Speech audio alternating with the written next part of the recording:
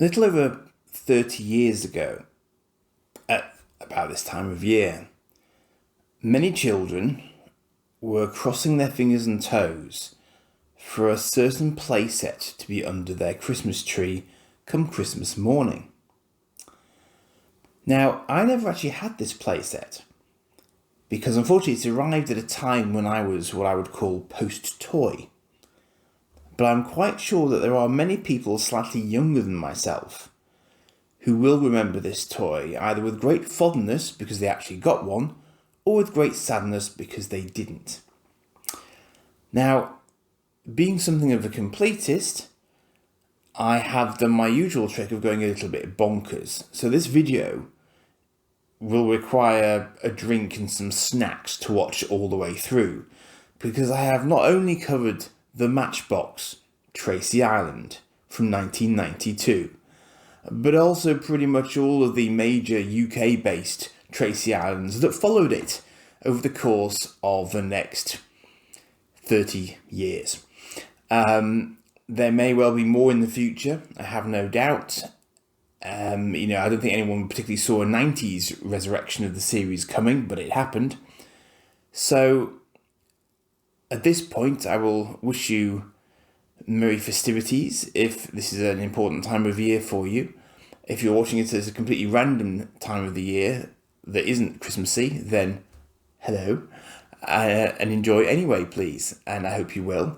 And do leave your memories in the comments of the video, and please do like and subscribe, because I'm going to have to buy my postie a special Christmas present, because their surprisingly big packages have been arriving. In fact, it looks like I've been buying power tools for the past month or so in order to get all these through in rather interesting boxes. But I say, I hope you enjoyed this one. I've chosen to make it now because it's the season. I'm hoping to get a couple more examples that would have added to it but they haven't arrived in time. It's probably going to take about a month to render it as it is, so I'm just going to go with what I've got, hit upload, and we'll see how you like it. But I also have Thunderbird 1 and Thunderbird 2 and Thunderbird 4 videos up, which you seem to have enjoyed, which is why I've gone for this one as well. And I am going to follow up with Thunderbird 3 in due course. Now I've got a few more examples of that one. So without further ado, let's crack on and open the presents that you either did or didn't get.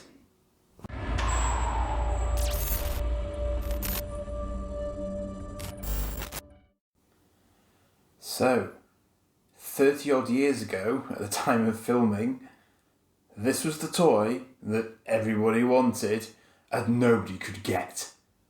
The Matchbox Tracy Island. I've been really, really lucky with this because I've actually managed to get hold of one which is nearly complete and does have electronics that work. So I can do the sound effects for you and demonstrate pretty much everything going. The only things that this is missing are a little pagoda on the top here, which there are slots for, but it isn't present. And it's missing one palm tree top here. Now, those are classic things to be missing, of course, with this. And in fact, I could probably source them, but it might mean forking out for another one. Now, you'll see a lot of people selling what they suggest is a Matchbox Tracy Island, and it really isn't. This one is from 1992. And it does have electronics, and the later ones also have electronics. But this is the original. This is the one that people went nuts for in 92, which is really interesting because that was many, many years after Thunderbirds first came out. But of course, the technology wasn't there to have voices and so on being used at that time. So you were never going to get that level of sophistication.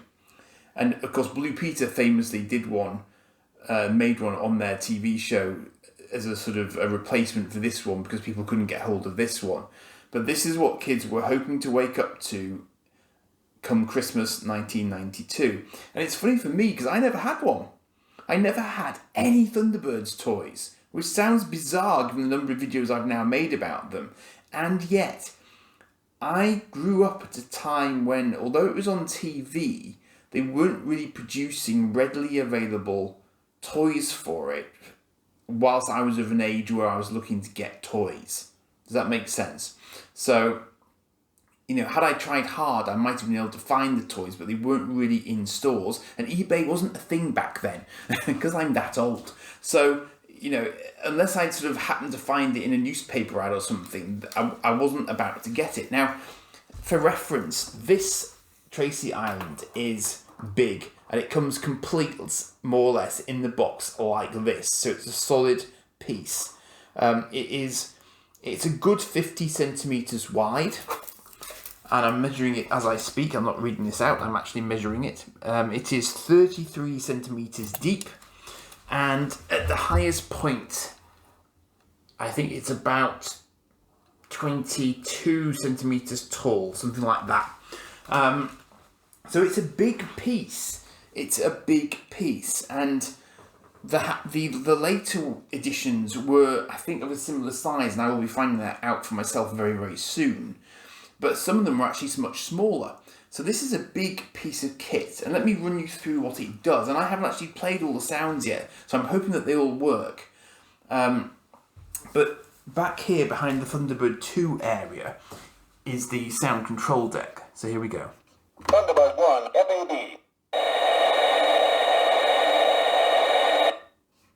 Thunderbird 2, ready for launch. Thunderbird 3, blast off. Thunderbirds are go. Thunderbirds are go. Thunderbird 3, blast off. Thunderbird 1, FAB. Thunderbird 2, ready for launch. So those are the sound effects, and that was it. I think you literally had those four, and I pressed them, as you heard then, a couple of times, and you get the same ones, because that's just the way of it. Now then, I put Thunderbird 2, all of these are the Matchbox toys, by the way, that I'm using here. These are of the era. This is what you had to populate the set with, because the set itself does not come with the toys. You have to buy the toys separately, but their standard toys do fit the set. Sometimes the later sets came with very reduced sized toys, so they did come with the toys. But most of the time you had to buy the toys separately, and you got the smaller versions that would fit. So in here we have Matchbox Thunderbird 3, which is an interesting one because this is black, and I think it should be white. But they didn't go with that. They went with the black. Here, you take the diving board and you twist it, and you open up the swimming pool, and out comes Thunderbird 1. I quite like this Thunderbird 1. It's got swing wings, as it should have. It's very cool. But no electronics on these. These are just toys. That's all. I'll pop that down there. And of course we have Thunderbird 2. Now this one's going to take a little bit more doing, I think, because what we have here is a lever to the right hand side of the palm trees, and this should pop the ramp up and the launch, and it stays in place rather beautifully, and there you go, Thunderbird 2 ready for takeoff. Lovely. Love that. Love the fact that 30 years on, it's still strong enough to hold a die-cast metal Thunderbird 2 at a 45 or so degree angle. That's impressive. I actually love the fact that the ramp's got little grooves in it exactly where the wheels for Thunderbird 2 go. So that is what is holding Thunderbird 2 in place. And of course you'll have seen there as well that the palm trees didn't move, interestingly. I wonder if they were... they are, yeah, palm trees do go down. But I don't know if that lever is supposed to operate them, so maybe that functionality has been lost to time. But they're definitely still linked. And this door, the door does want to come up. So it may be that I'm missing something here that I just don't know about in terms of the overall functionality. So possibly there's another lever that I'm missing there, in terms of that I don't actually know about it. But this is you can see that, of course, I'm forgetting that the Thunderbird 2 has rollers. So the rollers on the pod fit into these grooves on the runway strip there. So that's how the Thunderbird 2 stays put and doesn't sort of try to roll back early when you actually lift the ramp. So let me just have another little look around, because I've shown you the pool is that's quite synonymous with other sets as well. Other sets take that approach to it. There is a lot of. I think what I'll do is I'm going to move the Thunderbirds out of the way for now, just to make this a bit easier for myself. And I'm going to show you the back, because that'll give you an idea of it as a sort of an all-round. I've got to be careful with the tops here, because the tops are very, very loose, as you can see, because they're designed just to be sort of slotted into place once you open it. In fact, what I might do is move it around on the paper here and avoid knocking things off the table. So it's quite plain at the back, as you can see, but what you've got is there is a sort of a route through here where you can probably so here it is. So there's a lever at the back here, and this lever, which is, I can't easily get you in here without taking you off the tripod, unfortunately, but there is a lever just here which will open the door up, and I think that's also moving the palm trees. So if I flex that, then you'll see that the palm trees are kind of moving backwards and forwards as well. So that's how that functionality works there. So you just have to go around the back to do it, basically. And I think Thunderbird 2, that needs a good clean, but Thunderbird 2 will fit on the ramp back here, so you can slot Thunderbird 2 in behind and then push it out once you've lifted the door up. So that makes perfect sense. So again, it's clever little functionality, very, very straightforward. It's very, very simple, but it's unlikely to break because you're just doing it manually. So that makes perfect sense to me. And you can imagine any given rescue scenario that you want the Thunderbirds to go to, and all you have to do is launch them out every time, and that's a lot of play value, I guess. I mean, it'd be interesting to hear from people in the comments if they remember having this from, if you remember having it from when you were little. I'd love to hear your memories of it, and if this brings stuff back for you. So now you get a clear shot with the palm trees down. You get a clear shot back towards the back inside Tracy Islands. So you can slot your Thunderbird 2 in there. Very, very clever. This reminds me a little bit of a sort of a railway tunnel that I used to have when I was little as well. It's just the way it's coloured. The colouring, actually, I should mention this. If you're looking at an eBay auction for Tracy Island, look at the colouring. Do you notice how this is quite a dark green? It may not be very obvious with the lighting, but this is quite a dark green.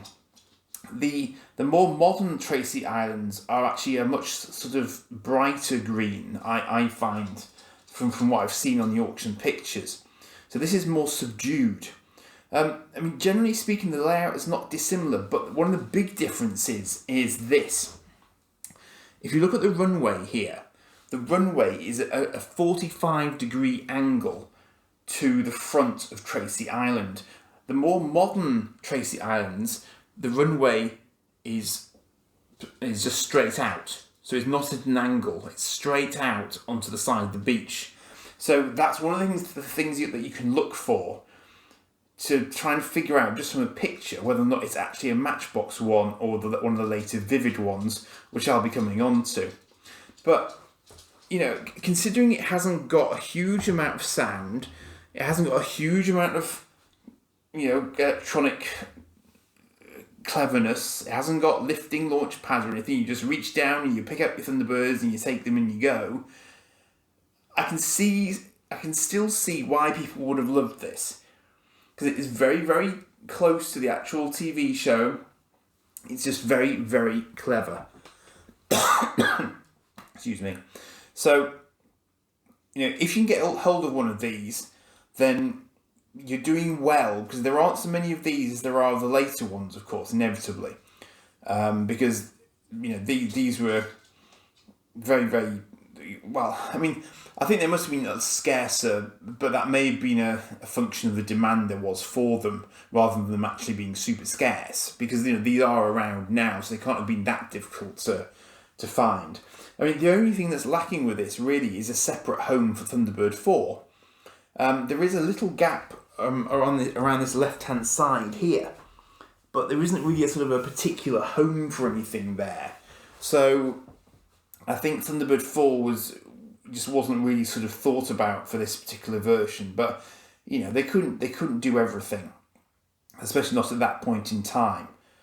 So I would have been really, really happy with this as a kid, and I probably would have used it for other toys as well.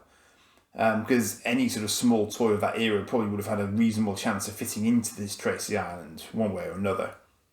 So I hope that's brought back a few happy memories for you, and I shall now recharge one of my lights and crack on with looking at some of the later outings for this. But I am also going to show you the box, just so you can see what the box looked like, because I actually find the box slightly misleading in some respects, but I'm going to have a closer look at it with you and just have a think about that one. Now, one of the other bonuses I got in my Matchbox Tracy Island was this, which is the instructions for Matchbox Tracy Island. With electronic rocket sounds and voices. Well, indeed. And interestingly, when it came out of the box for the first time, I thought to myself, oh, I've been diddled here, because I thought that the rotunda, which I think is the name for it here, that Thunderbird 3 comes up out of, had stickers on the windows. But actually, as you can see, there aren't any numbers pointing to the rotunda. So actually, I don't think it ever has stickers. It may do on later versions, but it doesn't on the Matchbox version. So the only things that have stickers on the Matchbox version are the Thunderbird 2 launch sort of areas. Those are the only things that are expecting stickers on this version of it. So actually, I'm quite happy now that I don't have stickers there, because I shouldn't have stickers there. You can see that there's the pagoda that I mentioned that I'm missing. And obviously I should have palm trees with sort of leafy fronds on them, but I don't. The other interesting thing is, if you now turn over, it takes 3 AAs, by the way. If you turn over, it just shows you how to sort of slot everything down, which is straightforward. But the only lever it mentions is here on the front. It doesn't mention the one that's on the back. It only shows you where to press to get your sound effects. So I wonder if what I was doing was either wrong, or these things should be connected. Although interestingly, that actually shows. Look, it looks as if you just have to lift. You're expected just to lift the door manually, and then the palm trees will go down. So I wonder if that's what you're supposed to do. And I just happen to have found a lever at the back that does the same thing. I don't really know. But again, if you had one of these originally back in the day, then you tell me what you did to get the door up and the palm trees to go to one side, because maybe again I'm missing the point somewhat on this. I don't know, but again, really straightforward. A huge amount of demand for it, and yet ironically it is quite straightforward, but it's pretty tough. I'm moving it around and I'm not scared of breaking it at all. As palm trees aside, I think it was a really tough piece of kit, so fair dues to them. Now I'm going to do the box. Now, you might say to me, this is not a perfect box. And you'd be absolutely right, it isn't a perfect box. Nevertheless, for what I paid for it, and various other bits of it that I also got along with the Tracy Island, actually, I think it's a perfectly good box for what I didn't pay for it, really, when all's said and done. But, do you notice that this box is showing an awful lot more detail than there actually is on the actual playset itself? This is not a photo of the playset. This is an artist's impression of the playset. It's a little bit naughty. I don't know if they get away with that these days, I must admit, but that's why I thought that there should have been some windows on the rotunda, but actually I really don't think that there should be. Now, don't get me wrong, you will see proper pictures of the set on the sides of the boxes, so it wasn't that big a chiz was, and this was designed to sell the set. I completely get that, no issues with that really at all, but it is confusing if all you've seen is the front of the box in people's pictures. So you've got all the Thunderbirds there, mentioned, but of course you've got vehicles sold separately on the front there, very clearly. In fairness, it's very, very clear that the vehicles are sold separately. But I do actually love the illustrations of the Thunderbirds on the front there. They're pretty iconic, actually. Now, interestingly, you see, they've got Thunderbird 4. They've actually got a sort of a gap in the front there. I'm not sure that exists in the... I don't think that actually exists in the actual model itself. So maybe they were going to do that and they changed their mind. I don't know. Secret launch compartments, yeah, sort of. Packed with realistic detail and working features. Yeah, just. So, this is quite interesting. I'm going to have to pop my light down here, but that should be okay because you should still be able to see the side. Let's just have a look at all the sort of edges of it, because this is quite interesting in the sense that it's advertising all the other stuff that you can get, some of which I have, or have seen at least. So obviously that's the Thunderbird 2. That looks like an entire pack of everything. I think I've seen that. I've certainly seen an anniversary edition of it, I think, from the Radio Times, something like that, some sort of tie-in. But obviously this is a genuine picture of the set. You can see there, it's only got the stickers there, it doesn't have anything on there. And you can see those are the toys that I was showing you earlier as well. But Thunderbird 2 packaged with Thunderbird 4, Thunderbird 1 individually, and Lady Penelope individually as well. You can still find the Matchbox vehicles carded quite easily, and they're not ridiculously expensive. So, if you do have a hankering after any of this stuff, it's actually relatively cheap to get hold of it. Now, this is an interesting Thunderbird 4. And in fact, that does answer a question that I had. Because I got this Thunderbird 4 with this Tracy Island. And ironically enough, I did a video on Thunderbird 4s a little while ago. And I didn't have this example.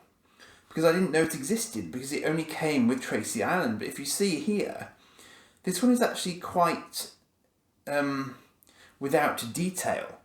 Because it's come with Tracy Island for whatever reason, they've chosen not to use the Thunderbird 2 Thunderbird 4, which I find odd. But this one's got no coloration on its window, which is quite normal. And it's also quite big. And in fact, this doesn't look quite the same as that. And yet this window detail, as I say, is unusual. And it doesn't have a 4 on the side of its vertical fin. And yet it's the lack of coloration on the window suggests that it is the one that they're talking about here. So I just wonder if maybe they changed it at the last minute, as sometimes happens, because I don't have any more detail on this one apart from it's a 1992, and 1992 makes it a Matchbox era Thunderbird 4. So it's kind of curious, but again, if anyone watching this can just help sort of confirm that this is in fact specific to the island and came with the island, I'm going to have a little look around and just see if it does mention it having a Thunderbird 4 with it. Because if it doesn't, I'm slightly at a loss as to which Thunderbird 4 that actually is. So let's have a look around this side. There's nothing there. I mean, it's kind of odd because I would have thought it would have mentioned it if that Thunderbird 4 was included. It was made in Rugby, from the looks of it. Or at least that's where Matchbox was based anyway at the time. Well, Matchbox Toys USA Limited, that's interesting. Conforms to a British standard. And the contents don't seem to illustrate a Thunderbird 4. which, as I say, I find interesting because, and yet somehow this Thunderbird 4 that I've got floating around is not one I've seen before, but nor is it pictured on this box, which is all very curious. I mean, it's funny because they're very determined to show it in a lot of the pictures and looks of it, and yet this doesn't seem to be. The funny thing is, it's a really big one as well. It won't go into any of the Thunderbird 2 pods that I have to hand, unless it was one of the really oversized ones. So again, I'm slightly at a loss as to where that one's come from. Oh, well, yeah, so on the side of the island is a cave to hide Thunderbird 4. I'm just reading from this bit here. Other features include a small jetty and steps up to the roundhouse, which indeed it does have. Now, they're calling it a roundhouse rather than a rotunda, so perhaps I was misnaming that earlier. A section of 4 voices and sounds to the pilot in the graph. Well, that's not... Is that where the voices... That makes the buttons look like they're on the outside, but they're on the inside and they're horizontal, not vertical. That's curious. It's interesting. This isn't quite aligning with the details of the playset as it was finally done. But that does happen sometimes. Sometimes they change things with the actual manufacturing model, where they've actually taken a picture of the prototype for the box or similar. So you get slight differentiations between the images on the box and the actual product that you end up with. So maybe they did something different with the electronics. Open the hangar door and drive through Thunderbird 2. The palm trees automatically fold down to begin launch sequence. Tilt up launching ramp, open the blast shields, and then Thunderbird 2 is clear for takeoff. Interesting. Yeah. All Matchbox Thunderbird vehicles are fully compatible with this product. The vehicles featured above are not included. So that would suggest that Thunderbird 4 was not included. So you must have been able to get that separately, perhaps. So I wonder if that Thunderbird 4 is actually a standalone Thunderbird 4 that isn't designed to go into that Thunderbird 2's pod. That's possible.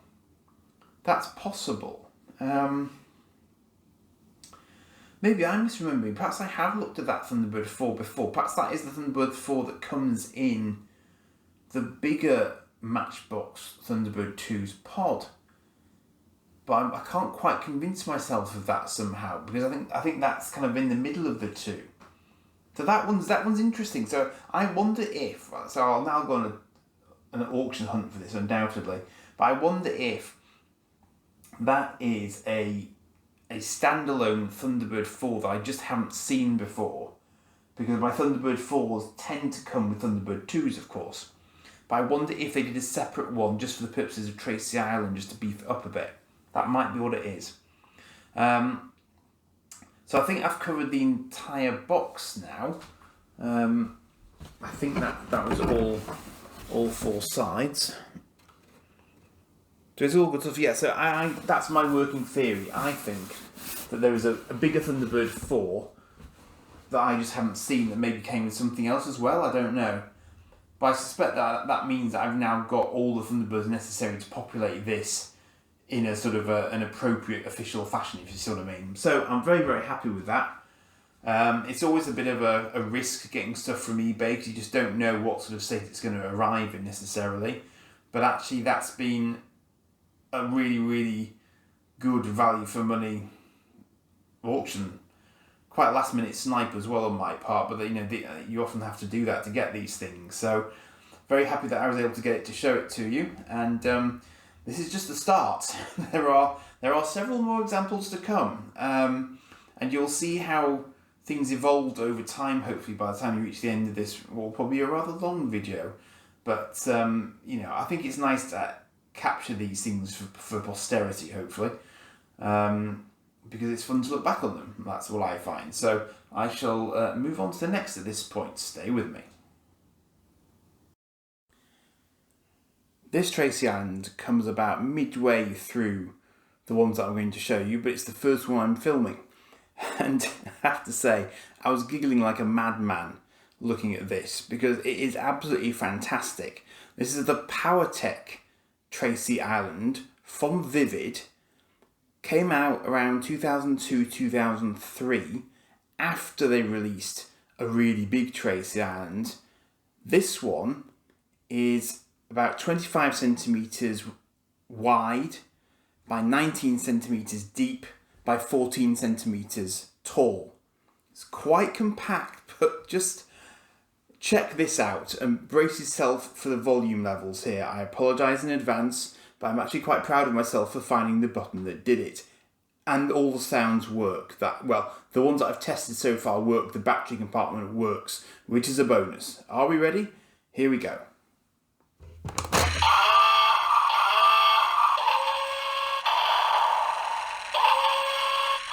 International Rescue. Thunderbirds are go. Now, that ain't bad for a 20-year-old toy. It should also, of course, have done that and this. But it didn't do badly, and full marks to them. The fact that it did that at all at this age is remarkable. It's got one slightly broken hinge down the bottom here, but for what I didn't pay for it, I'm not that fussed. I don't have a box for this one, but I have looked it up and I know that it is definitely a Vivid / Carlton production, and the timeline is about right. But I was just giggling manically to myself because the sheer detail on this at this scale is incredible. And what I think I'm going to have to do is actually bring my tripod down a bit now that I've got that action for you. Let me try a couple of the sounds here I haven't tried yet. All right, boys. Thunderbirds are go.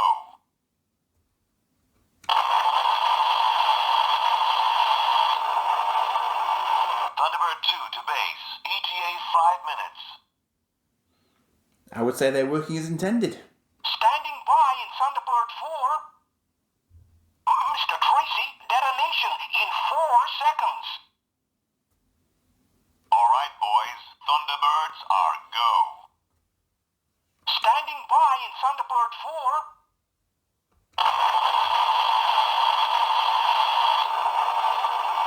Thunderbird 2 to base. ETA 5 minutes.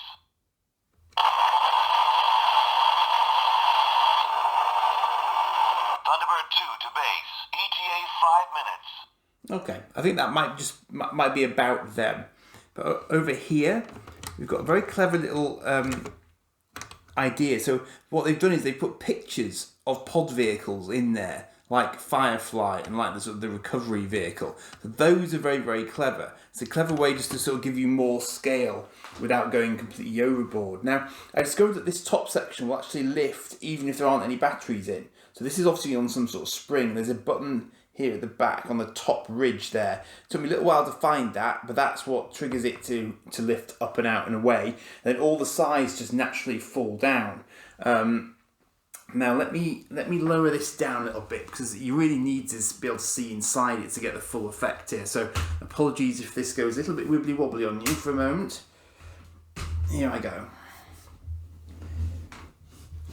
So as it comes down, you'll see that there's an incredible amount of detail on the inside here. I'm trying to keep it in focus and in a position where you can actually still sort of see a little bit of the top and the bottom at the same time, just so you can get a good look at it together. Because I haven't played with this in a huge amount of detail, but I know a little bit about it in terms of play features. So at the back here, we've got a bay for Thunderbird 3, and would you believe it came with a Thunderbird 3, and I've never seen these before. When I saw them in the pictures, I thought, I'm sure I don't recognise that, because they're a funny little tiny scale, as you can see, but they are designed specifically for this Tracy Island. And as you can see, that one just pops in there, and it's got a switch, and it works. Thunderbirds are go. So it's got a switch in this little rocket receptacle there, so it knows when that Thunderbird has moved. That's really clever. I do love this as a concept. I think it transforms. I always love stuff that does that. You know, things that do more than you might expect them to do. Speaking of which, if you pop... Sorry, I need to show you that first. That's Thunderbird 1 at this scale. And that pops into this receptacle here. And I'm actually wondering, oh yeah, this comes out. That comes out as well. So I'm going to find all this stuff out as I'm doing this for you, because I haven't looked at this solidly myself yet. So that folds out there, so you get more of a Thunderbird 1 bay. So you may not be able to see this yet, but if I use this little dial here, you'll see that Thunderbird 1 then comes out of a very accurate Thunderbird 1 hanger into its launch position. And I don't mind that that's not electronic in the slightest, because I still think that's brilliant. So you then get Thunderbird 1 ready to come out of the pool. And the pool you simply open by simple virtue of me trying to turn this little diving board here at the top. And it did do it a minute ago, and of course, wouldn't you know, when I'm recording, it decides it's not going to do it. And it's very, very straightforward, just a piecemeal. But this reminds me of the larger Tracy Islands as well. I don't know if you can actually see that. It's got the little sort of pagoda bit on the top there, which all the bigger sets have. So if I could actually move this, I swear to God, there we go, got it. So I just fold out of the way as you would expect. Now, I don't think it's quite direct underneath it. It is actually fine. Okay. FAB. So it looks like I just triggered something there, and then you'd obviously pull that out of there, and it triggers the sound again because it knows that it's left. Thunderbird 1, I'm on my way. So there you Stand go. by, Virgil. Thunderbird 1 is on his way. So there you go. So that is terrific. I love that functionality. Let's send Thunderbird 3 on its way, because that's also in the right position here. Stand by for blast off. We're on our way. Brilliant. Now, Thunderbird 2 is not left out. The only problem is I don't have a Thunderbird 2. I have these little tiny pods for Thunderbird 2, but I do not have the Thunderbird 2.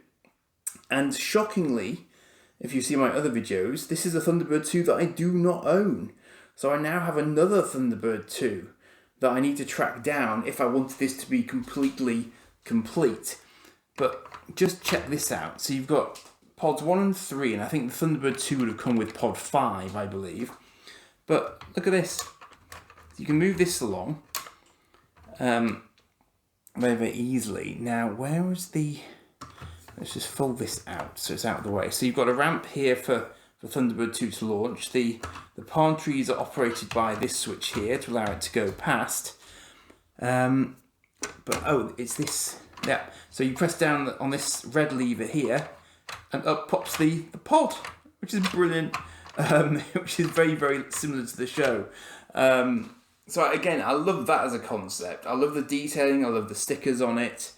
I'm really pleased that I managed to get a working version of this, because the sounds clearly add a massive depth to it that you wouldn't otherwise get.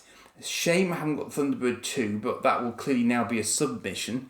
And speaking of subs, there's a little hidey hole here, I believe. Now then, my next question, yeah, there it is.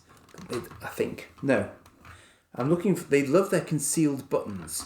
So I'm just trying to figure out how you get this out without killing the, okay. Oh, it's got one in it. Excellent. I didn't know that. I did not know that. Now, I was standing by with this, because this is the Carlton Thunderbird 2 Thunderbird 4. The small one of the two. So I thought that I was going to have to use that to substitute it in. But actually, it's got its own. It's got its own slightly different size Thunderbird 4. But you can see why I thought that they were the same type, because they are actually nigh on identical. They are just slightly different sizes. But they are the same mould, just shrunk down, I think. Yeah, there really isn't a lot in them. But that is another Thunderbird 4. Which up to this point I hadn't appreciated existed. So it's exactly the same design as the Carlton, just a little bit smaller. But obviously, because it's a Vivid, it's a Carlton Vivid sort of era one, it makes perfect sense that they'd be using the same mould. So it's probably the same manufacturer who's just slightly shrunk it down. But that's great. So that's incredible. It's actually got that to fit into its little sort of separate launch bay in the front there. I mean, ironically, had I not known that existed, I probably would have never looked under there, because I would have assumed it was just decoration, but it isn't. You've got a home for all of your little Thunderbirds there, which is remarkable. That's a really, really clever design. There's been nothing skimped on there. That's brilliant. Now, it also came with a tiny, tiny little Rolls Royce, but I don't think that's from this era. I think that's from the film. But it also came with this, and this reminds me of a JR Thunderbird 5 that I've seen recently. So I'm guessing that is a Thunderbird 5 of the original era. I'm just not sure how it would have sort of fitted. I mean, I've sometimes seen them up there on the sort of sat on the top of the pool, and it does seem to fit in that space quite happily.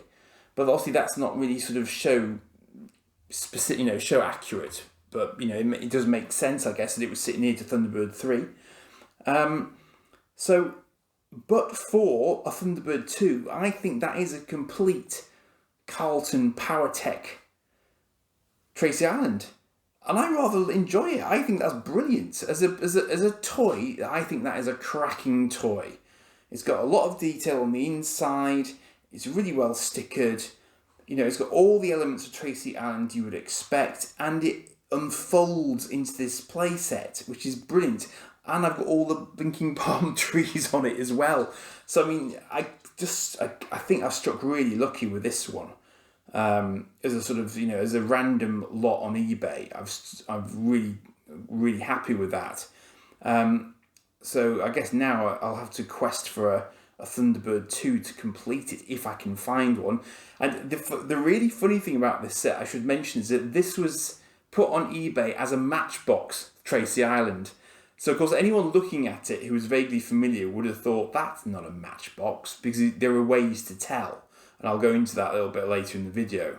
But no, I've really enjoyed having a look at this one. It's been fun. It's just something I didn't know about before, hadn't really come across, would never have thought to pick up if I weren't doing this sort of video, I must admit. But I do really, really like it.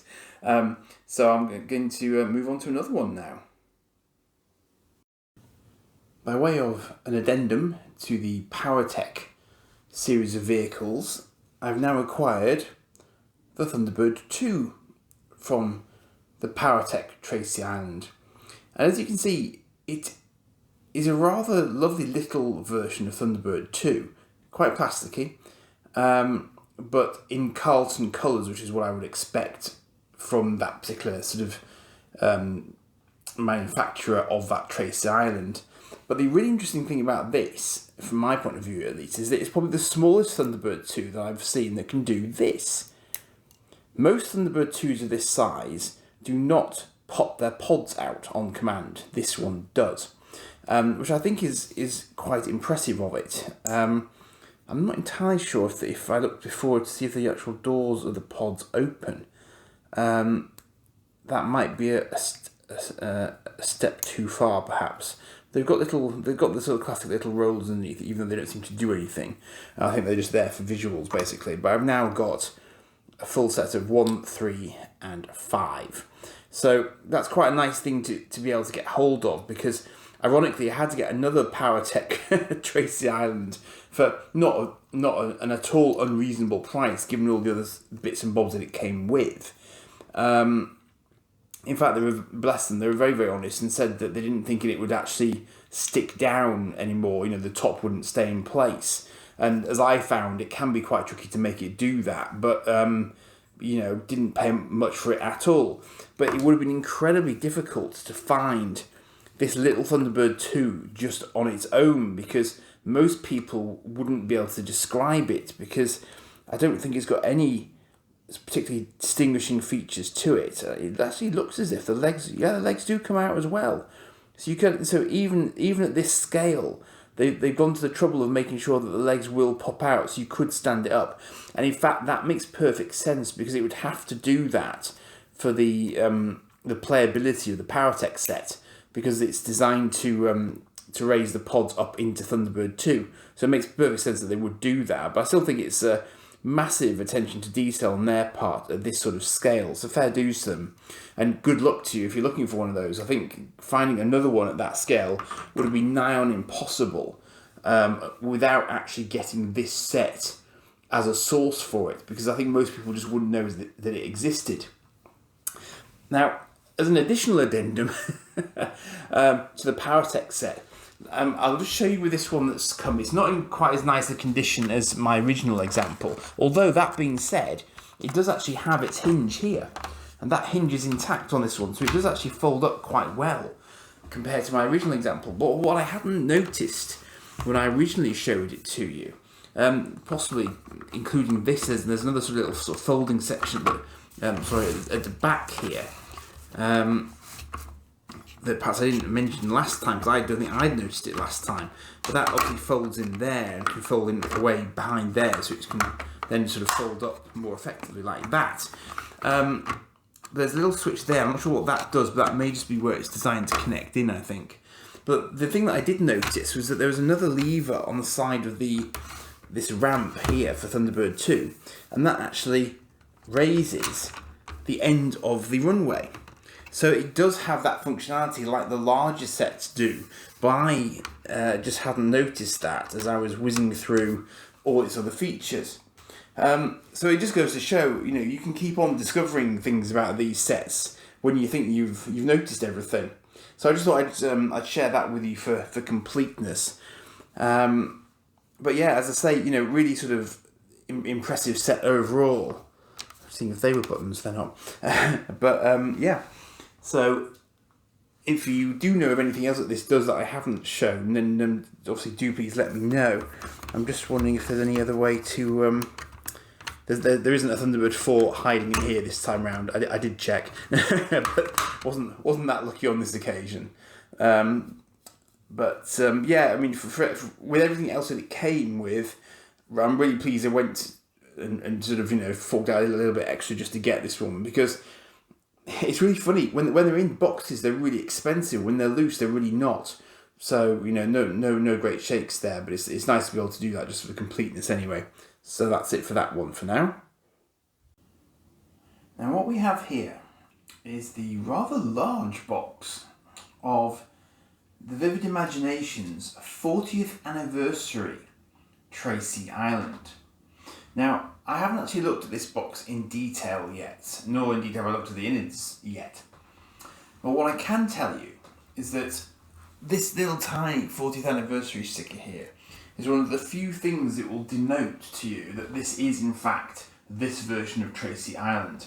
I think that also these images down the left hand side are different as compared with an earlier version of this Vivid Imagination's Tracy Island, which I believe, although I haven't actually seen one in the flesh just yet, I believe it is essentially identical to this slightly later version, which includes lifts for Thunderbirds 1 and 3, which the original version of this playset didn't have.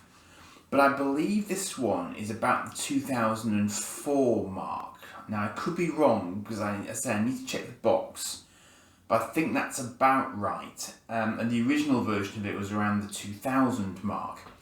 So you will see a lot of these still around on eBay, and some people will try and pass them off again as the Matchbox version because it is very, very similar. Just looking at the box, it's very similar to the Matchbox version. But you may already have noticed, because I'll have just shown you the original Matchbox version, that this launch ramp for Thunderbird 2 is not in the same position as it is on the Matchbox version. It's more straight onto you. The Matchbox version is at sort of 45 degrees this way. And I think the reason for that is because this does a little bit more with the electronics and the sounds than the Matchbox version did. And as a result, they've carved out a big chunk at the back for these Tracy family portraits. Now, I don't yet know whether this works, because as I say, I haven't actually opened the box, so I'm going to go around the box first, which may be unwise with everything still in it, but we'll see. I just wanted to give you this sort of the wraparound view of the box. So as you can see, it's mainly focusing on the actual the contents of the box itself, which is absolutely fine. But on the back here, things get quite interesting, because what we have here is adverts for the various Soundtech vehicles. Now, I tend to call this range the sort of the Carlton / Vivid range, because that's who's associated with this particular range of toys at this point in time. And as you can see, there are a number of toys that go with this set. So you've got Thunderbird 2 there, 3 and 5. I'm actually working on getting those two. I don't have those yet to show you, but I am working on it. But they'll probably come in separate videos as and when I do get them. And we've also got these Soundtech vehicles for 1 and FAB 1 as well. And I've done separate videos on Thunderbird 2 and Thunderbird 1 already. The playsets the supersized playsets for Carlton are really, really impressive. And they are the only range that did supersized versions of pretty much everything, even to this day. So they had a large version of Thunderbird 1 and a large version of Thunderbird 3, both of which I have, and a large version of Thunderbird 2, of course, which is this one here. And they were unusual in that their smaller vehicles also had sort of slightly larger versions that also took figures. So that was relatively unusual. This thing is an anomaly. Someone's just stuck a sticker onto the back of the box, obviously. So, that's slightly unfortunate, but there you go.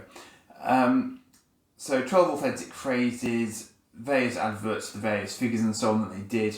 But again, all of these are quite easy to come by if you're interested. Now, what I don't have at the moment, and this is why I was pointing out here, these are relatively small toys. So the ones that actually fit in Tracy Island, I don't have a Thunderbird 3 for yet. But as I say, I am working on that. It may be that I can substitute in the Matchbox one temporarily, just to show you. Assuming, of course, that everything is working with this. Now, the other side panel, I think the side panels are just identical. The top panels look like that. I think you can see all of that.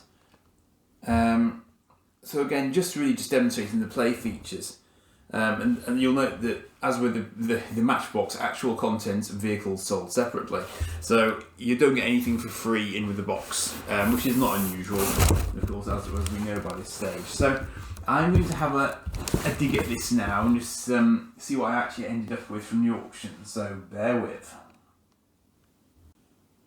So here is the Vivid Tracy Islands, and I'm pretty confident that this is indeed the 40th anniversary version, for reasons that will become clear shortly. I'm just going to do my measuring routine with it. I forget exactly how big the original Matchbox one was, but this is probably not dissimilar. So about 50 centimetres wide and 33 centimetres deep, perhaps, and 21-ish centimetres tall, I believe. Now this one, I've had to put fresh batteries in because I think it's going to need all the help it can get, because there are quite a lot of motors in here, and obviously the battery power is going to make a bit more difference here, I think, than it did with the original Matchbox Tracy Island. But let's see if we can get some features going to show you. Now, the palm trees don't quite seem to be working, I don't think, but I've already discovered that down the back here there is a button which I think is going to bring up the... There we go. So the palm trees did go back that time. Okay, great.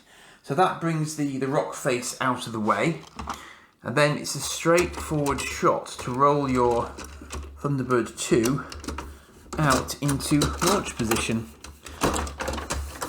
And as with the Matchbox version of this playset, the Thunderbird 2 sort of settles down to roll into its slots because it's got rollers on the bottom of its pod. So once it's there, you just need to, and this is exactly like the Matchbox Tracy Island, in fact, you just lift it up like that.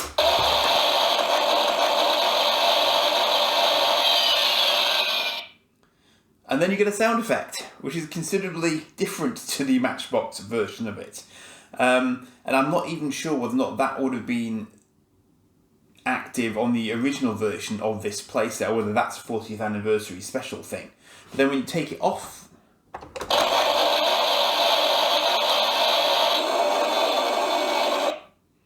now that's clever. I like that. I definitely like that. Now then, so that's the Thunderbird 2 functionality, all of which is very good, very clever, makes perfect sense. I like that a lot. And it's nice that the palm trees sort of work as intended. Just took me a little moment to figure out where the switch was to achieve that. Now, it took me even longer to realise where the switches were for this. Now, I'm going to pull the pull back. And keep your fingers crossed. I'm not actually sure how far up this goes, but it may work. So there's a button concealed right here. It's very hard to spot, but there's a little outline. So if I press this, keep your fingers crossed.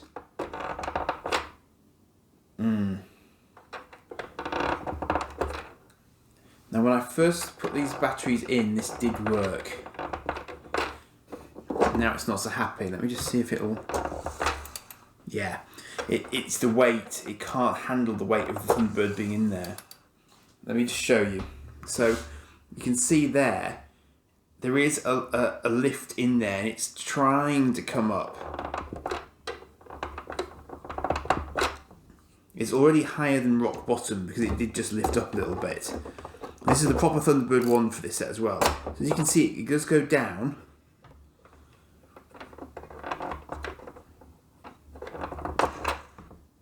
Nearly again. Yeah, it just doesn't, unfortunately, there just isn't enough energy left in the motor, I think, to make it happen. It's a shame, because I can see exactly what they were going for with that. And in fact, it's very much like what I'm going to show you a little bit later on. There you go. So it does lift up. It would have done it in its day. It just doesn't have enough oomph left in its motor to do it. Now, if I had no luck with that one, I doubt I'm going to have luck with this one. But let's just try this one as well. This is the Thunderbird 3 lift. Yeah, let's just... This is the Matchbox Thunderbird 3, by the way, so that's probably even heavier than the Soundtech version of it. Let's just see if this will lift. Yeah, so unfortunately, it seems that despite the button clearly being there and available, the Thunderbird 3 launch mechanism does not want to play ball in here. But as I say, again, I can see exactly what they were going for. It does make perfect sense, and it would have worked very nicely. I mean, I've been very, very lucky with these ones from eBay that I've had so far. The vast majority of the functions have worked, so I'm probably luckier than I deserve in that respect. And I'm quite sure that some of these motors probably failed on a fairly regular basis as well. I've had a modern equivalent of this set that didn't work out of the box. So although it shouldn't be that straightforward, that difficult, it clearly often is. But anyway, you can see what it should have done, and you can see the massive similarities between this and the original Matchbox version as well. Very, very similar. But you can see here they've got a little bit more to town on the actual sort of sound effects front for the characters. If I move this here, let me drop you down a little. And we'll get you on the right sort of level to see this. Now hopefully it'll pick up on sound, because the sound effects are just very, very powerful. So I've got to give it to them. The sound effects are very, very good. So when you get down here, you'll see that what we have is a recreation of the sort of ready room area on Tracy Island, where the portraits of all the team were aligned along the walls, and then you could do this.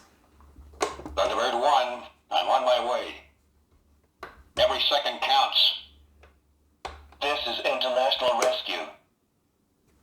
Looks like a job for Thunderbird 2. Stand by for blast-off. Standing by in Thunderbird 4. Parker, we're running out of time. Mr. Tracy, I have an idea. Now, to my ear, not all of those sounded quite like the original characters. Be interested in your views on that. Let me go back along the line. That would be very risky, Mr. Tracy. International Rescue. Lady Penelope speaking. Lady Penelope sounds like she's in a time warp. FAB, Virgil. Thunderbird 3 to base. This is International Rescue. Thunderbird 1, I'm on my way. That sounds about right for Scott, I think.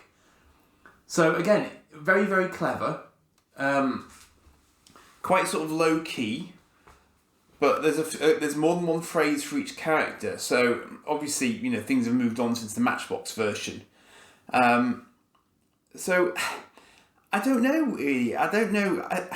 There's a certain charm about the Matchbox version, and I think I mentioned to you on with the Matchbox version, the paint and so on is a bit more subtle. The paint on this version is that little bit more garish, dare I say, and it's this colour here. So this is where you can immediately tell a difference between it and the Matchbox version, because it's a much brighter green, and it's more uniform as well. It doesn't have that sort of graded paint colour to it. It's kind of brown and green, and that's it.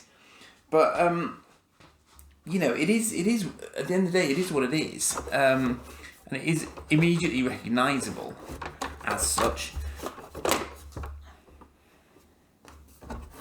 Make sure I do this in the right order so I don't break anything.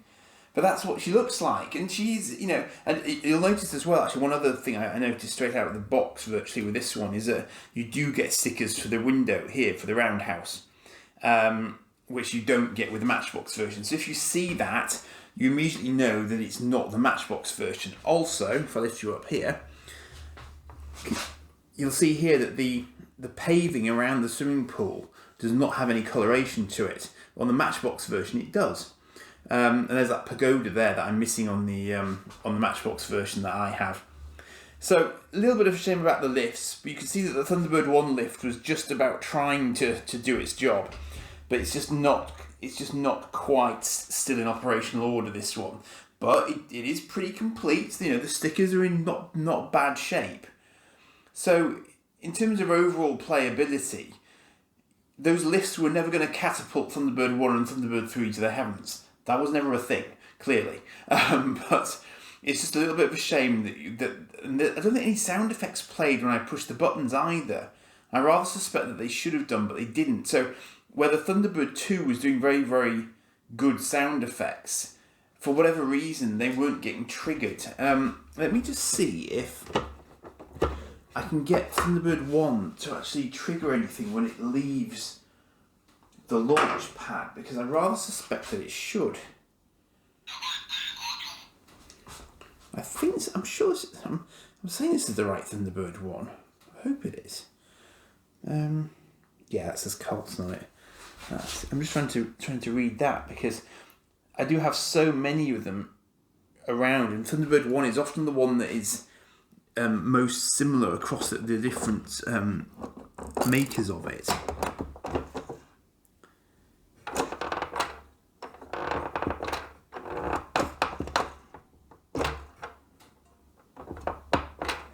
It so nearly wants to do it.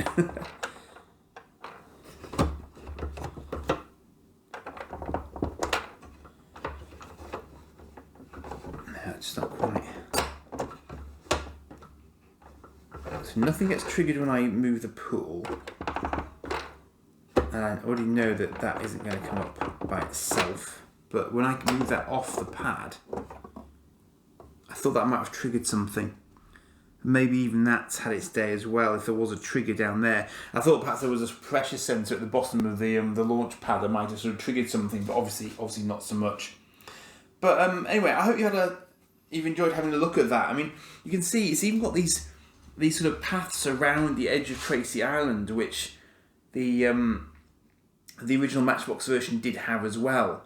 So I think they probably took a large part of their moulding pretty much sort of spot on from the original Matchbox, because it is very, very similar. All they've done is slightly change the footprint and move the electronics around. Because on the Matchbox version, the electronics are actually on this side at the back here, whereas now they've obviously they've given them this entire corner at the back. And again, there's no space that I can see for a Thunderbird 4 to pop out from anywhere. So poor Thunderbird 4 doesn't get a lot of love in this version at all, whereas it arguably did have a little home in the Matchbox version, but they seem to have sort of not bothered with this particular version. But I'm glad I was able to get hold of one to show you in any event. And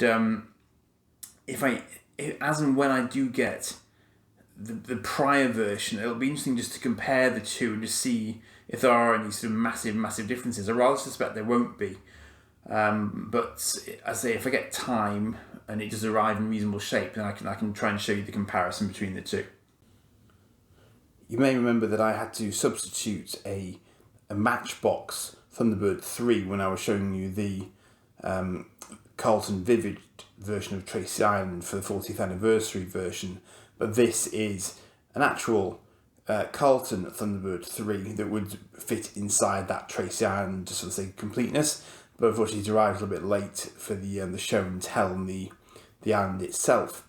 But it's a nice example. It's quite a decent size, quite plasticky, but it does have the electronics which the Matchbox version lacks. But it does also have the white collar for docking purposes there, which I think is more show accurate.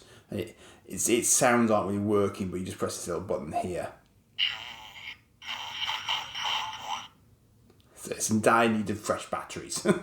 But it is functional though, and it was sold to me as functional, and in fairness it is. If it had proper working batteries, then it would make the appropriate sounds, I'm sure. But it's a slightly battered version, but it gives you the idea of what you'd be looking for, and I say that's the most obvious distinction between it and the Matchbox version. Now, this is the Tracy Island that I didn't have to show you originally, because this is actually the original Vivid Carlton Tracy Island. And this came a little bit later. This isn't actually necessarily the best version to show you, but actually I'm not going to bother going through this one because it is identical to the slightly later 40th anniversary version. So all I wanted to show you basically was the difference between this and the 40th one that I've just shown you. And the short answer to that is very simply a lack of the lift mechanism, which you can see isn't there in this particular example there. And the swimming pool is exactly the same principle, but again, you can see there is no lift mechanism in there, and that's the difference between this and the 40th anniversary version.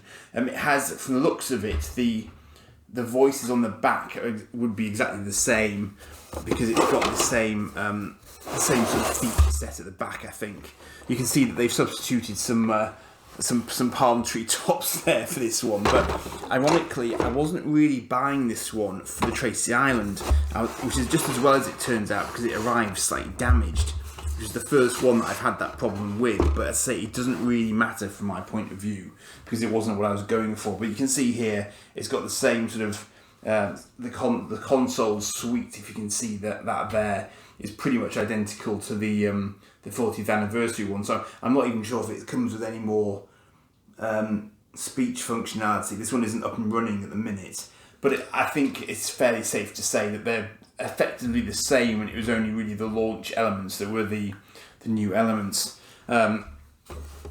So I mean, this is what happened to this one. Unfortunately, in transit, it's lost a big chunk out the side of it there. It's rather like chocolate Easter egg. It's quite thin plastic, and I think this one's plastic has gotten quite brittle with age.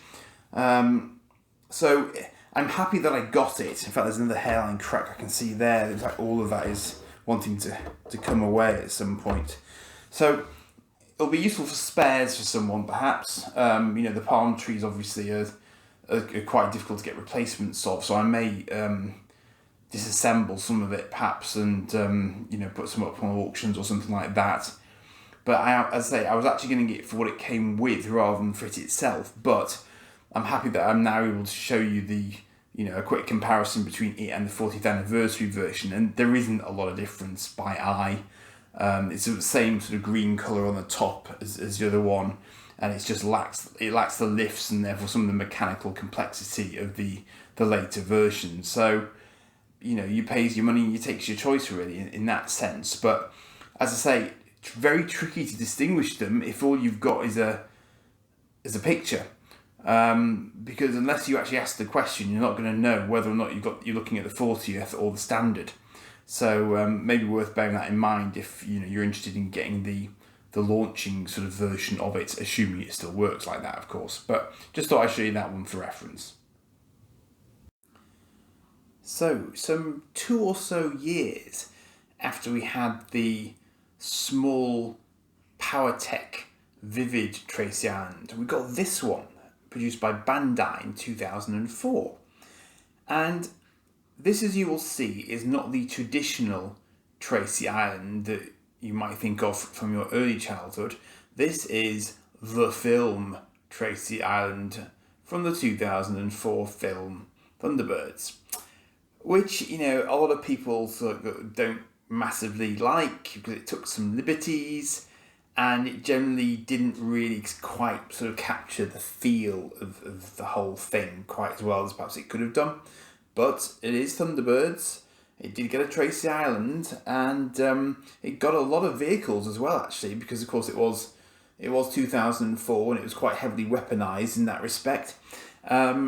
So I don't actually know everything that this one does particularly well, I must admit. It has this little beach area here which you just sort of slot onto the front of it to complete it.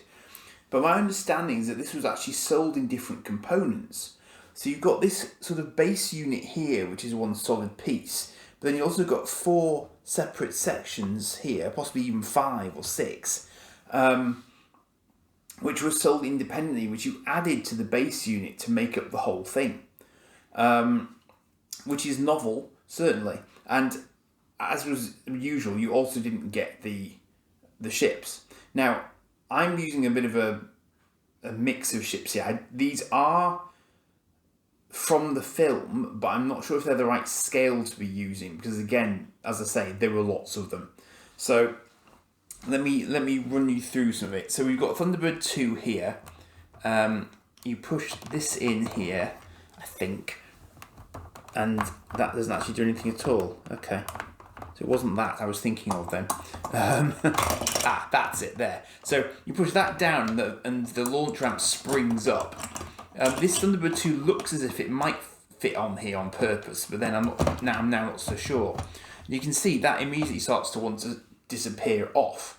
So let me just show you this functionality up here. So Thunderbird 4, for some reason, sits on the roof up here, and you depress this switch, and it pops down and launches out. And I quite like that. That's quite clever because it involves two separate hatches. So that's quite clever.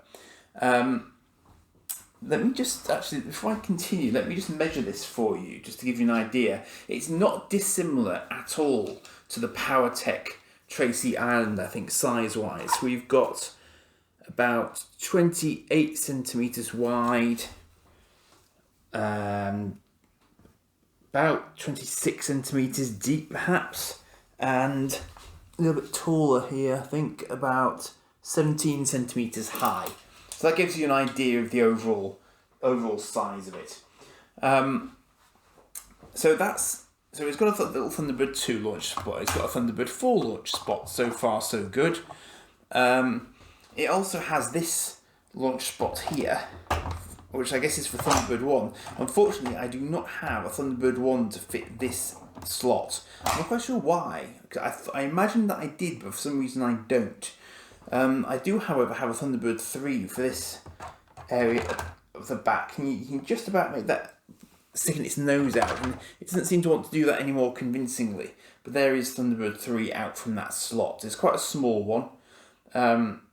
It's not particularly metallic or anything. Lots of these floating around.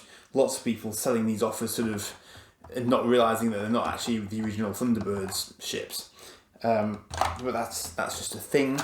So it's all quite manual, but it is an electronic playset. Now, what I'm going to do is I'm going to take the side portions off now, and then I can show you what's underneath them. So it just comes away, but this one is two separate pieces, which as I say is fine. Interestingly, there's also a door there. I'm not sure if that's an alternative route for Thunderbird 4 to come out of, or if that was for something else entirely. That's rather curious. So maybe you just have the option of storing Thunderbird 4 in there as well, and you can just fold that up and release it that way as well. So a little bit of functionality there. And similarly here then, you just part the ways of this one, and this one will also separate into two separate slots. And then you've got your Thunderbird 1 launch pad, your Thunderbird 3. So you can see what they were going for there, categorically. They've just sold you all the separate things separately, so you can build up your big Tracy Island. Now, the combination for this is, for me, it's 35. I don't know if that's standard. I couldn't find it on the internet. I just had to go through my numbers until I found it, because there were two rotating combination wheels here. Who thought that was a good idea on a kid's toy? I have no idea.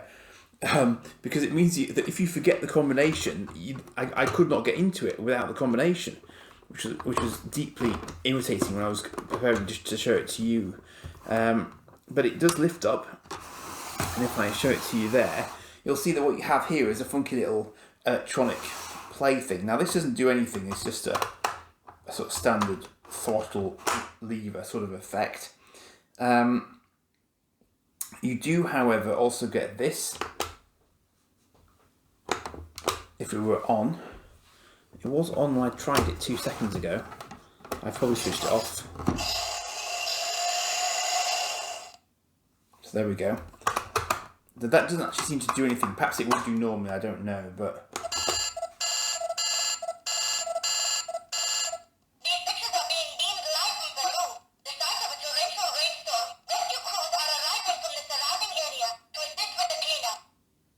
That was something about a torrential storm. It does kind of work.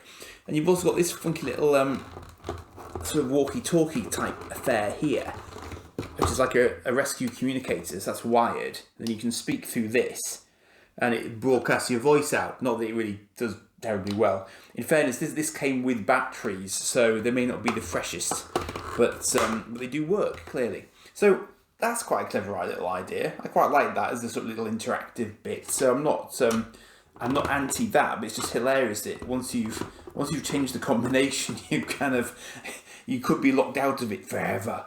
Now, this bit I haven't shown you yet, in part because I don't really know what it does, but this bit also folds down, and you get what I assume is a runway. Now, I recall that the little FAB 1 from this film could fly. So I wonder if this was designed to let this fly off like that. Again, not sure if that's the right FAB one or not. It seems rather small for this particular one, but that was the one I had to hand. And again, it is a movie FAB one. So I think that was perhaps just more for just sort of general storage, because there were quite deep storage compartments here. So maybe you can just pop some more stuff in there. Oh, and in fact... now that I've put my finger in there, lo and behold, I hadn't noticed this.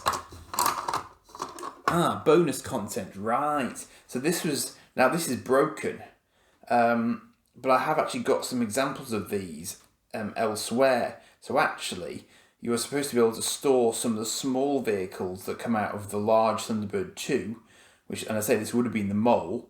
You can actually store them inside the Tracy Island.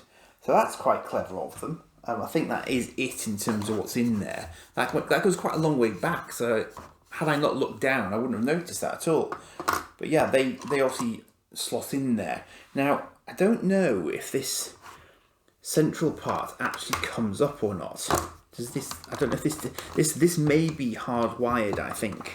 So I'm not going to attempt to remove that, because there's a sort of grill here. So that could be part of the electronics. So maybe it was just the 4 separate sets you could get, and that was it. And everything's designed to lock into that central unit. That would make sense. Now this is like a repair bay. So these arms come up. You've got a sort of little mechanical arms here. And sound effects.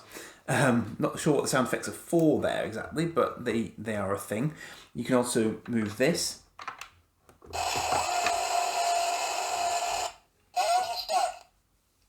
Now I can't actually see because of the way my stand is positioned, but that did light up, so you might have been able to see that. And that just comes all the way up there like that, and then you can do whatever you want with that. So I guess it's supposed to be some sort of maintenance area. So perhaps you could put sort of Thunderbird 2 or similar on there, and then, you know, have a fiddle around with it and sort of fix it up and stuff. So yeah, I mean it is what it is. I can't say that I like it quite as much as I like the Powertech version, because I thought the Powertech version was genuinely interesting. It was very, very well stickered and everything else. Now, I don't know if this has got all of its available stickers and so on it. Thunderbird 3 is about to initiate separation.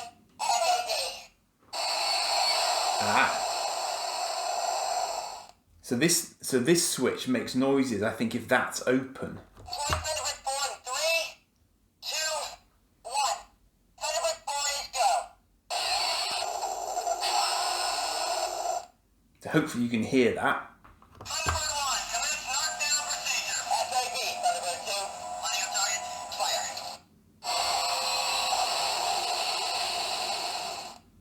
fire. Okay. Mission complete. Thunderbird 1, we are good to go. FAB.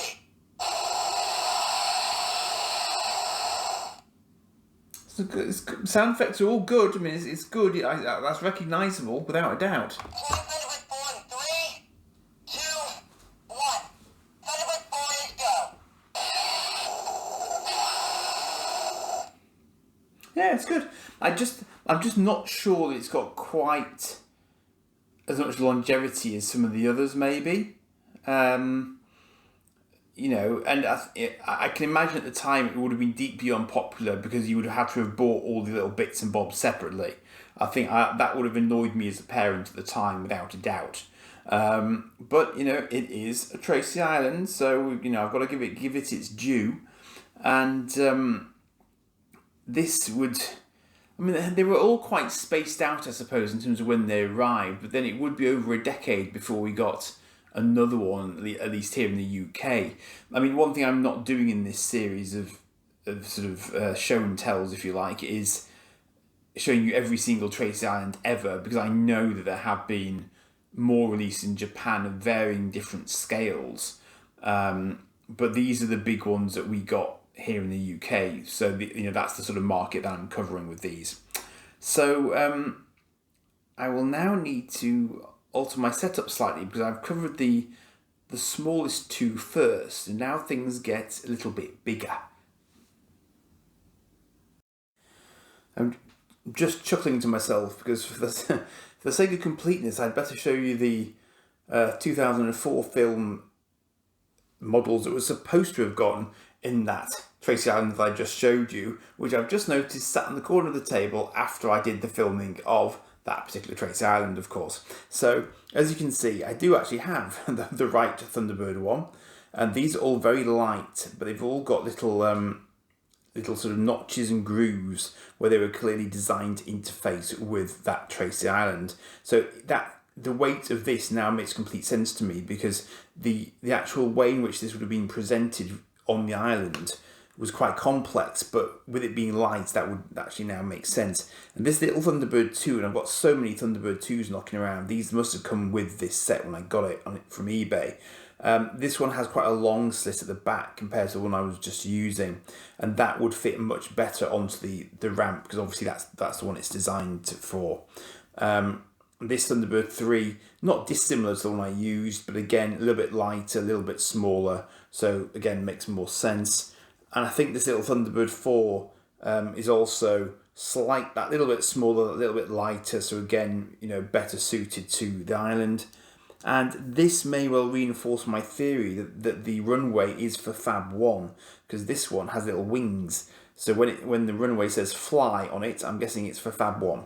So those I think are the vehicles that are appropriate to that Tracy Island. No sign of a Thunderbird 5, it also occurred to me after the event. There isn't even anywhere for it to dock, which they sometimes have on these sets, so maybe that wasn't a thing for this this particular version of it, but I just thought I'd run you through those for the sake of completion. This, incidentally, is what the little mole should look like from the Bandai set for the movie. As you can see, it was just missing its drill bit from the front of it. Now, those of you of a not certain age may not be familiar with this Tracy Island, but this is the Tracy Island, again from Vivid, but much later in its history, that came about a decade on from the last Vivid Tracy Island that I showed you, or at least the last large one that I showed you, because this one is from 2015, and this accompanies the Thunderbirds Are Go CGI/real world reimagining of the original Thunderbirds. And I have to say, whilst I am a traditionalist at heart, I have a lot of time for this particular series because I think they did a cracking job of it, and they get bonus points for doing callbacks to other Jerry Anderson shows like Space 1999 and Stingray in particular, it seems. Now, let me measure this up for you, because this thing is an absolute beast. It's much bigger than the other Tracy Islands that preceded it. So it's getting on for 60 centimetres across, certainly more than 50. It's a good 38, well, let's call it 35 centimetres deep. But the height is something else again. The height is about 36 centimetres. It's really big, but that comes with a drawback. You have to put it together.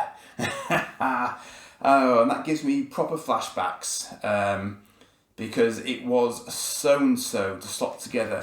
You can probably see the joins here and there, down the side here, and it's all got to slot together onto its base to come up with a convincing Tracy Island shape, and that is no mean feat, I can assure you. So it was a bold move on their part, and it gives them maximum size. Unfortunately, I don't have a box for this one, ironically, given that it's the most recent one that I have in my possession, but it has got all its palm trees, and you need a lot of palm trees. There's a dozen palm trees there, compared to sort of the half dozen you normally need for the older ones. So that was a bit of a challenge, but I did track them all down. It's got a little cove here, as you can see, for its Thunderbird 4, which is the one that fits in the small Thunderbird 2 pod. And it's like the 40th anniversary edition of Tracy Island. It has lifts for the vehicles. Now, they were actually very good with me when I got it, because my first lift for, I think it was Thunderbird 1, was well and truly broken when I got it. It was not having it at all. And they actually sent me out a spare one, in fairness to them, because it's so modular, you can actually swap pieces out and replace them if you have a better example. So that I appreciated. But I think I had to apply all of the stickers on the roundhouse elements and sort of the pool and everything else. So, you know, it was quite a construction job, this one. But you do get quite an impressive finished article if you've got somewhere to put it. So let's run through some of the features, and you'll be very familiar with these sorts of features by now. So let's do this one. Ooh, that's actually... I'm not actually sure if I'm doing that right. It doesn't seem to want to work, ironically. I mean, it has been several years since I've messed with this, because my son is now past it. I don't even want to try and force that. Let me do this another way, because if I go around the back here, you can do this. It says, I did do it last time. I pressed it.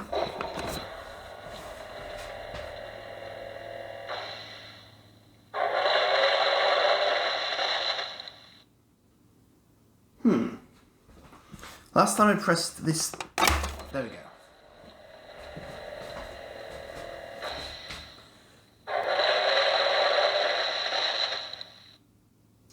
As you can see, there's a bit of a flashing light at the back there, so this has lights as well. And eventually, obviously, as you saw, it did eventually play ball. I'm pretty sure that this should do something, but I don't want to push that too far. It may be that it wasn't supposed to do that with the door to the hanger shut. So, Thunderbird 2, as with other examples, comes out through the back, comes through here, and ends up on its launch pad. Now, interestingly, this one doesn't actually fit onto the landing pad because the landing pad is smooth. So now I'm wondering how I actually move this into its launch position like that.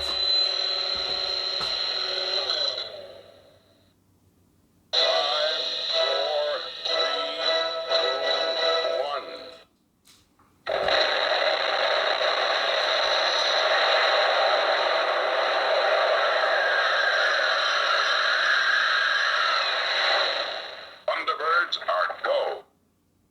There we are. So that's the launch sequence for Thunderbird 2 taken care of Thunderbird 2 zips. So it's all very mechanised, it's all very clever, if of course, unlike me, you remember how to do it in the first place. So let's run through the others. Now these may not be quite so straightforward. In no small part, due to the fact that I can't actually remember how to do half of them, but we'll see. So slide the pool back at the top there, that's not automatic. Another mission complete. There's a lot of sound effects with this, and they're automatically triggered, which is different. Well, yeah, slightly different. So you do have to do a little bit more work here. So let me just see.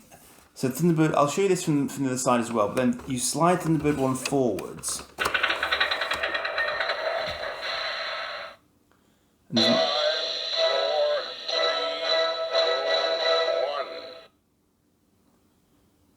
okay, that's interesting. I wasn't quite expecting all of that to happen just off the back of moving it forward. And I'm now trying to remember how you actually get it going upwards. Now I think I can do it manually, but I'm pretty sure it's supposed to do it automatically. That button. Is that a button? No. Another mission complete. It really isn't, because you haven't gone anywhere yet. There it is.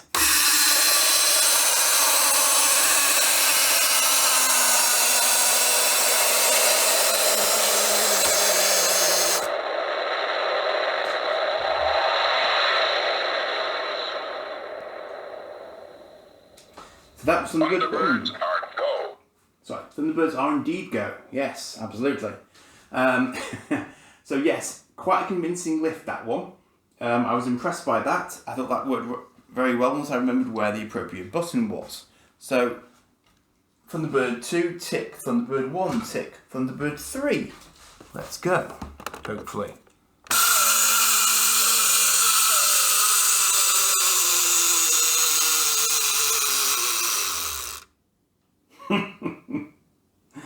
Thunderbird 3 failed to launch. It launched about halfway, but there is a manual option.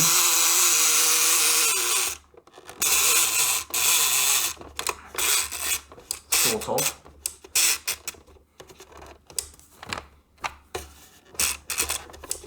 Now I think we're right to guess that this is the one that didn't work for me first time. Another mission complete. I think this is the one where I asked them for another lift. Because this one is the tallest one.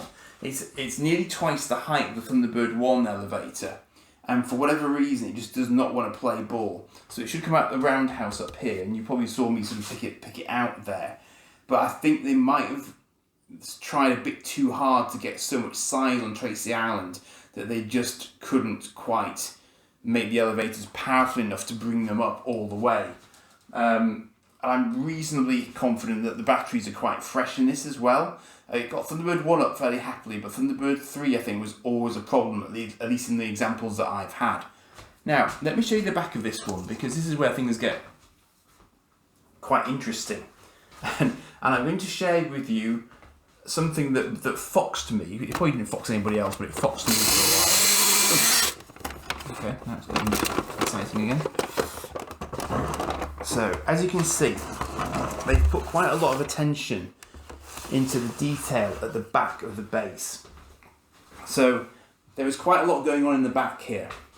and you bring Thunderbird 1's launch point down from up here,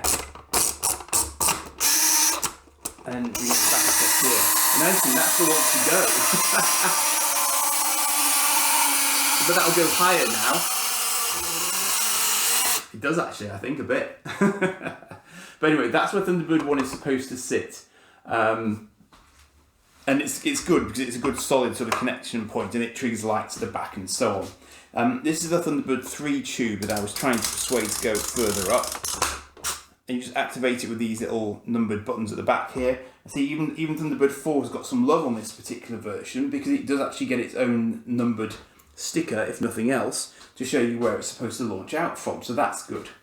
Now, if I bring you down a little bit, I can then just show you some more of the detail on the inside here, because there is a bit more detail to be shown.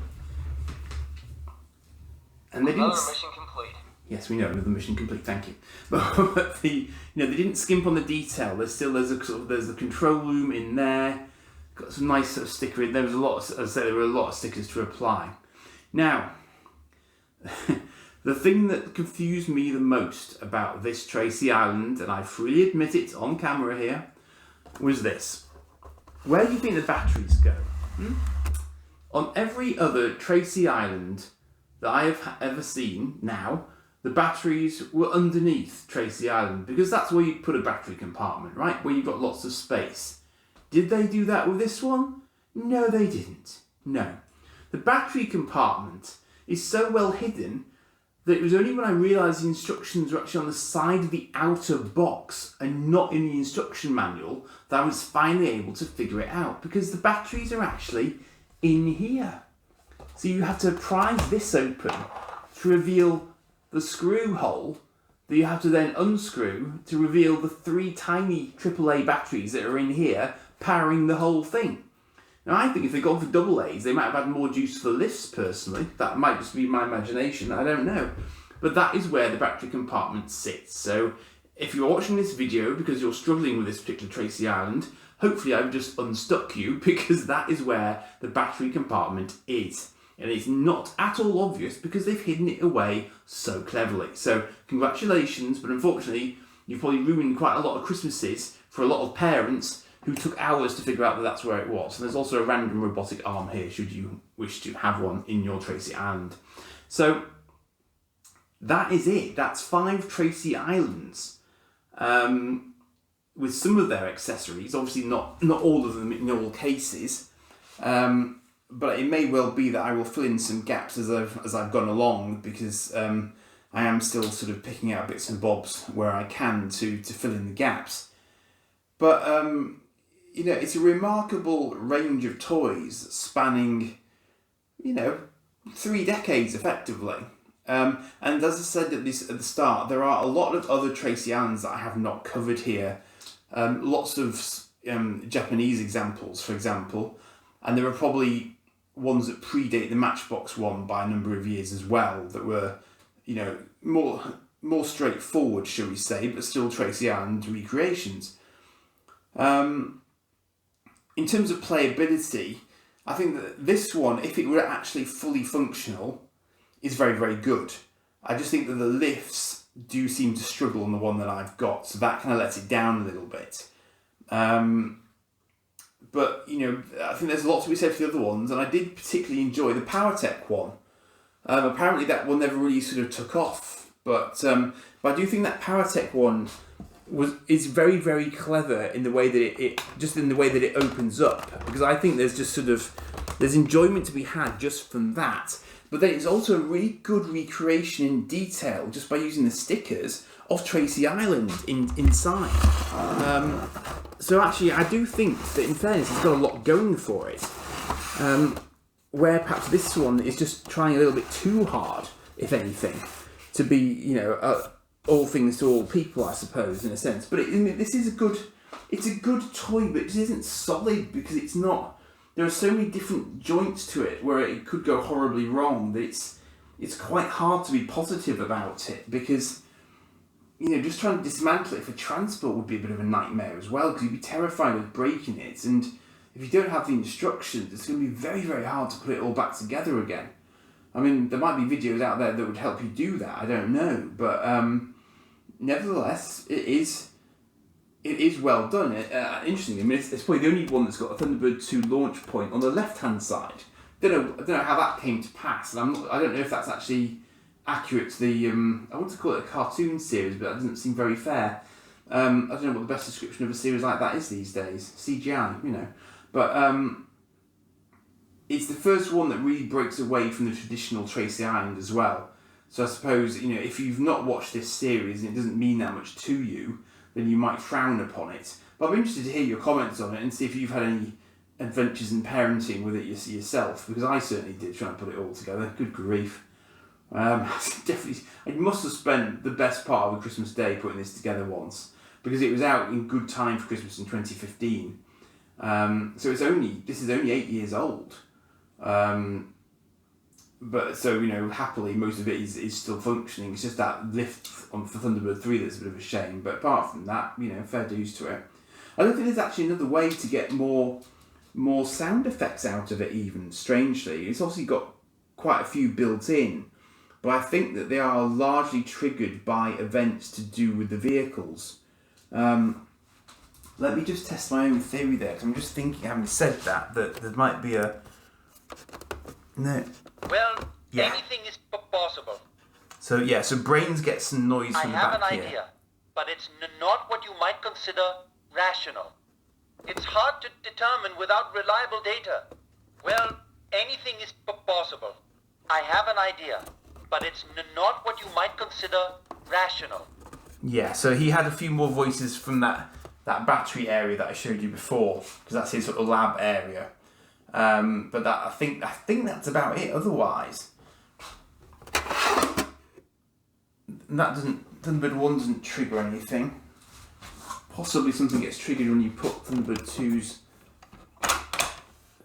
Nope, nothing happens when you trigger that back down. Okay. Interesting.